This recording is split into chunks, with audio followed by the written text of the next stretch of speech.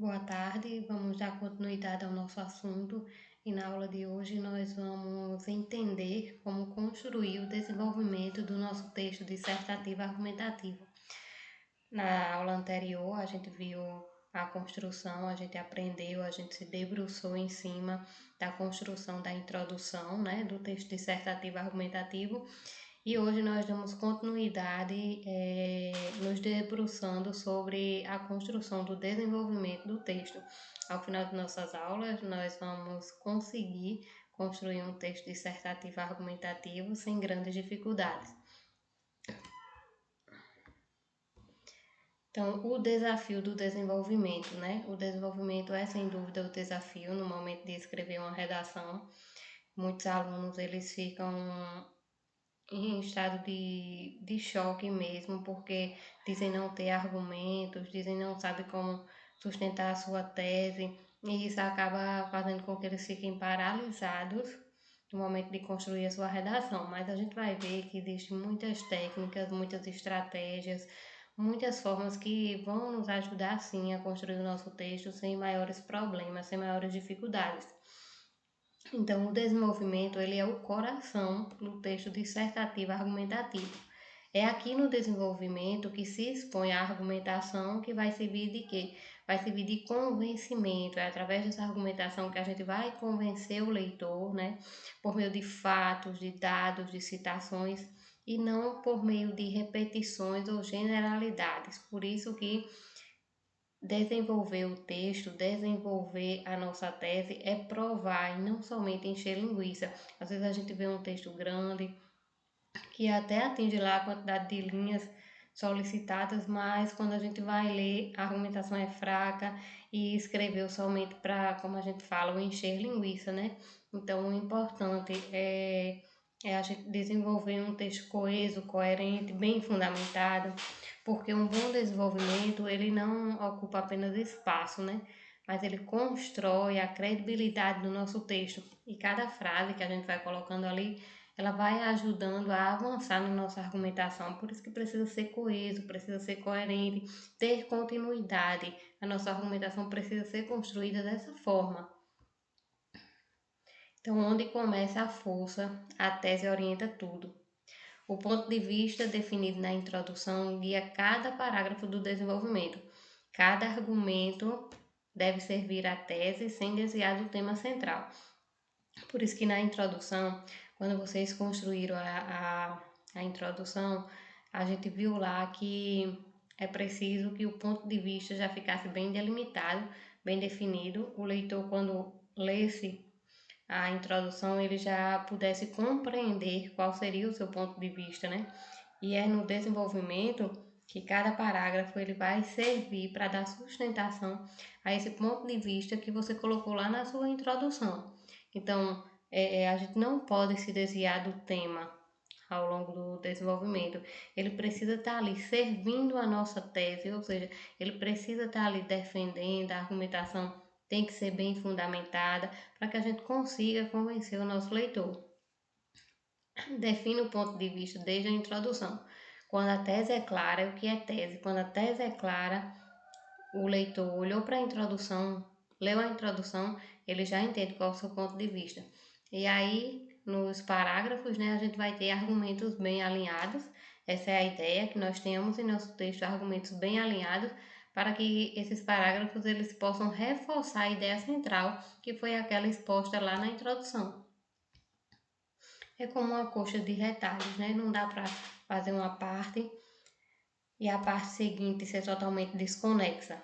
Eles precisam estar alinhados para que no final a gente tenha um texto de fato coeso e coerente, para que o leitor, ele, quando fizer a leitura, ele compreenda o texto, né? Ele possa ser persuadido pelo texto, convencido, ou quando não, porque ele vai ter também os seus argumentos, mas que ele possa compreender o ponto de vista, a tese colocada ali, os argumentos que fundamentaram essa importância. Então, como a gente monta, né? Qual seria a arquitetura recomendada para se montar um desenvolvimento bem estruturado? Então, em regra, seriam 3 parágrafos. Pode sim chegar até 4 parágrafos, mas com 3 parágrafos a gente já consegue fundamentar muito bem. No Enem, no Desafio Nota 1000 também, e em outras redações mais padrões que estamos acostumados a ver, a redação ela pode chegar até 30 linhas, né? E por isso, nesse espaço, a gente precisa de precisão, a gente precisa de densidade argumentativa, porque às vezes a gente acha 30 linhas é tanta coisa, eu nem tenho o que escrever ali. Mas é aí que a gente se engana. Se a gente começa a encher linguiça, colocar frases soltas, daqui a pouco a gente vai ver que completamos o número de linhas e não conseguimos fundamentar da forma que deveria ser o nosso texto. Então, no parágrafo 1, a gente apresenta o argumento principal, aquele argumento que a gente entende que vai ajudar a fundamentar o nosso ponto de vista, que foi colocado lá na nossa introdução. No segundo parágrafo, a gente vai dar evidência e comprovação para esse argumento, né? Eu coloquei lá esse argumento sim, mas baseado em quê? Baseado em quem? E a gente usa o segundo parágrafo para fazer isso, para trazer os dados, trazer os números, trazer as informações, ou seja, as evidências e comprovação do argumento que a gente está usando para defender a nossa tese. No parágrafo 3, a gente usa para aprofundar e também para mostrar as consequências, né, do caso aquilo seja refutado, quais seriam as consequências. E a ideia do argumento. Parágrafo 1, como eu disse, a gente usa para colocar o nosso argumento principal. O primeiro parágrafo, ele apresenta o argumento que sustenta a tese. Então, veja a importância, veja a força desse parágrafo. Se ele não for bem elaborado, o restante da redação vai desandar, porque ele é a sustentação da tese. Deve começar com um tópico frasal claro, que faça a ligação direta com o tema. E aí vai orientar o leitor, né, sobre o que será desenvolvido. E nós temos aqui um exemplo. A desigualdade no acesso à educação é uma das principais causas da exclusão social no Brasil. Veja que nós temos aqui um tópico frasal que é bastante claro. Ele já chega e diz: a desigualdade no acesso à educação é o que? Uma das principais causas da exclusão social no Brasil.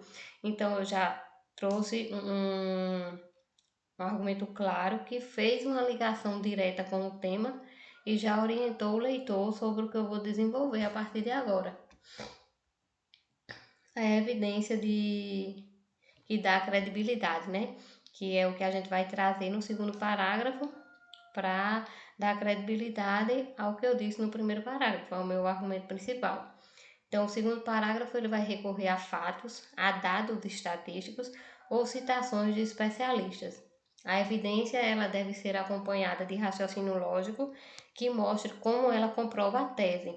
Não basta citar, é importante, é preciso interpretar, porque se eu disse isso, se eu disse X no primeiro parágrafo, se eu disse que a desigualdade no acesso à educação é uma das principais causas da exclusão social no Brasil, eu preciso, no segundo parágrafo, informar por que eu disse isso, baseado em quem.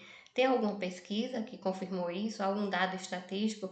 Algum especialista já fez algum estudo sobre isso? Então, eu preciso citar ali para dar mais credibilidade, para dar mais confiança, né, ao meu texto, ao argumento que eu usei. E por fim, no terceiro parágrafo, eu vou usar para explicar e aprofundar as consequências, né? O terceiro parágrafo ele vai servir para desenvolver a relação entre argumento e ponto de vista, mostrando as implicações do tema, por exemplo, as causas, as consequências e os efeitos que isso causa. Então é o momento de mostrar mais uma maturidade, né? Uma maturidade analítica. O que seria isso?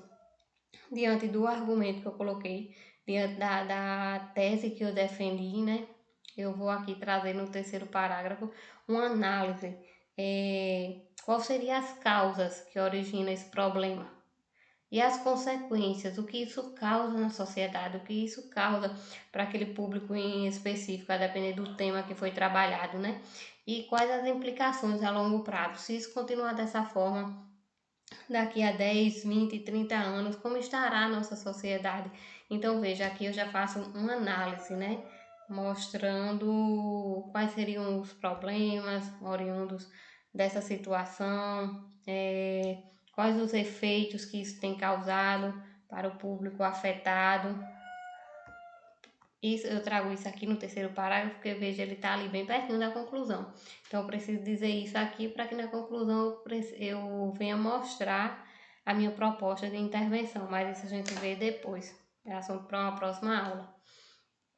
Aí nós temos aqui também algumas estratégias, né, para ganhar persuasão. Um texto persuasivo, ele vai além da opinião. Não é somente o que eu acho, não é o meu achismo, né, mas aí eu vou recorrer a recursos que validam e enriquecem a minha argumentação. Eu tenho que evitar clichê, eu tenho que evitar o dito no dia a dia, sem comprovação científica, sem comprovação de dados. Eu tenho que fundamentar os meus argumentos nisso.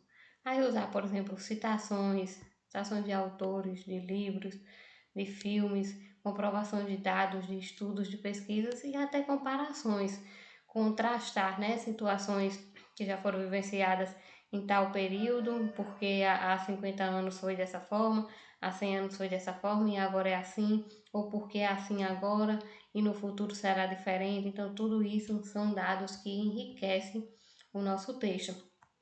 E a questão da coesão, né, que eu venho falando desde o início, porque os conectivos eles nunca falham. O que são os conectivos? Os conectivos eles são aquelas palavrinhas que vão garantir a progressão lógica do nosso texto. É como eu falei, é como uma coxa de retalhos. A gente vai montando aos poucos, mas ao final essa coxa ela precisa estar pronta e ela precisa, por exemplo, cobrir, se ela foi pensada para cobrir uma cama de casal, ela precisa atender a essa expectativa, né? Então é a progressão lógica do texto. Se o nosso texto ele foi pensado, é um texto dissertativo argumentativo para convencer o leitor, para apresentar os argumentos, para apresentar uma proposta de intervenção, a gente precisa usar os conectivos para que ao final o texto ele atenda essa expectativa. Então, os conectivos eles podem ser usados da tese, passando pelos argumentos, até chegar na conclusão. Aí só alguns exemplos na hora de introduzir. Em primeiro lugar, no que concerne, para acrescentar, né? A gente diz, além disso, por outro lado, ademais, para concluir o nosso parágrafo, a gente diz, portanto, dessa forma, assim sendo. Então, veja, são palavrinhas que nos ajudam a dar sequência lógica ao nosso texto. E por fim, né, no fecho do nosso desenvolvimento, para deixar o nosso texto prontinho, preparado para a conclusão, que a gente vai precisar, a conclusão ela deve reafirmar, né, o ponto de vista e trazer uma proposta de intervenção, que seja concreta, que seja detalhada, sair do senso comum, e ela busca ali recapitular os argumentos principais sem repetir, porque a gente não precisa repetir se já foi dito, se já foi exposto, a gente não precisa repetir, né? Então, reafirmar, ou seja, consolidar o ponto de vista com força na argumentação que foi construída e o propor que é apresentar uma intervenção viável, detalhada e respeitosa, né, dos direitos humanos. Mas isso aí, assunto de conclusão, a gente fica para uma próxima aula. Hoje mesmo a gente foca no desenvolvimento, nessa estrutura do desenvolvimento, nessas estratégias de construção. Eu deixo lá no grupo uma atividade para que vocês possam responder e me envie para que eu vá fazendo a correção e a gente possa ir cada vez mais melhorando o nosso texto.